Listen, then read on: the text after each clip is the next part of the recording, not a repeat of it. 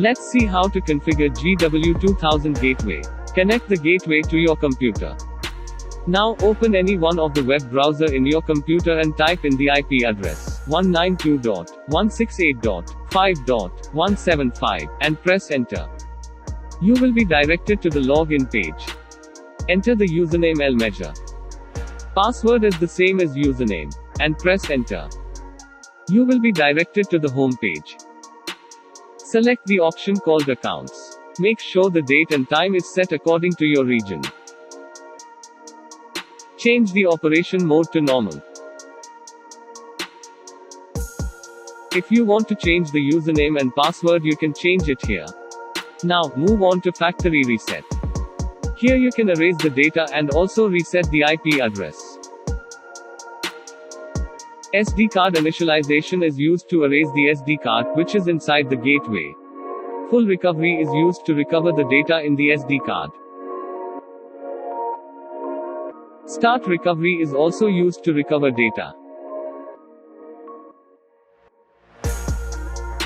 This option is used to reboot the gateway. The next option is diagnostics. Here you don't need to change anything. Now move on to the option called MQTT settings. Here you can change the server IP address and server port. Move to lifetime interval.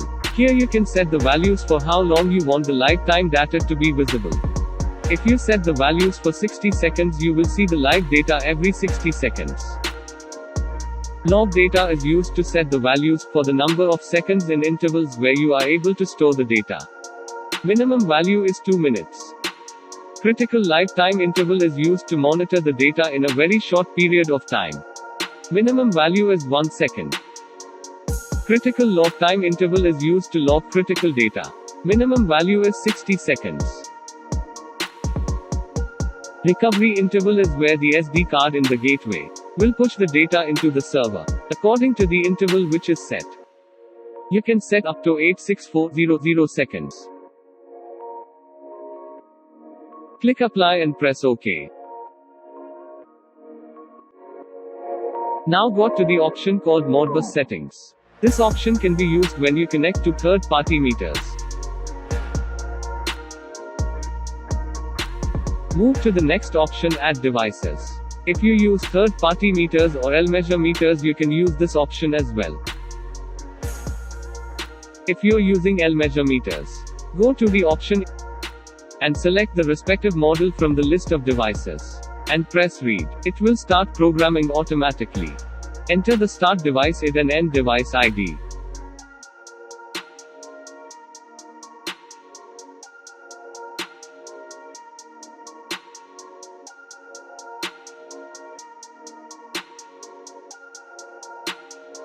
Now click on Add devices. And press OK. A pop-up notification will appear confirming the successful addition of the device. Now you can go back to Add devices and see the connected devices. Anything that the meter communicates will be highlighted in green. And when there is no communication, it will be highlighted in orange. If the device communication is set as critical, it will be highlighted with a red outline. At this moment only one meter is communicating, as I've added only one meter.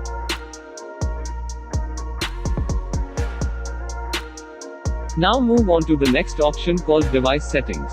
This is the site name where you can enter your company name.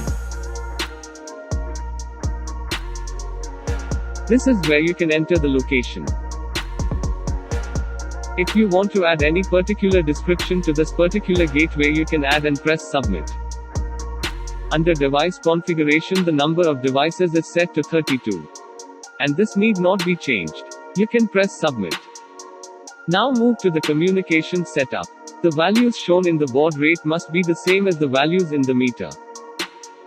The same goes for parity as well. Select the option IP settings. Here you can change the communication interference. By default it will be set to Ethernet connection. And if you wish to change the option, you can change it to GPRS. If you want to change the IP address of the gateway, you can change it here.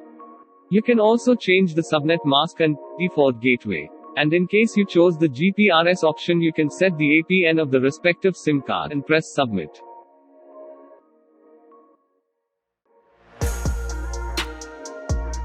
Once you've finished configuring, go to Accounts and click Reboot. To reboot the device, enter R in the pop-up dialog box and press OK. And you have successfully rebooted your gateway.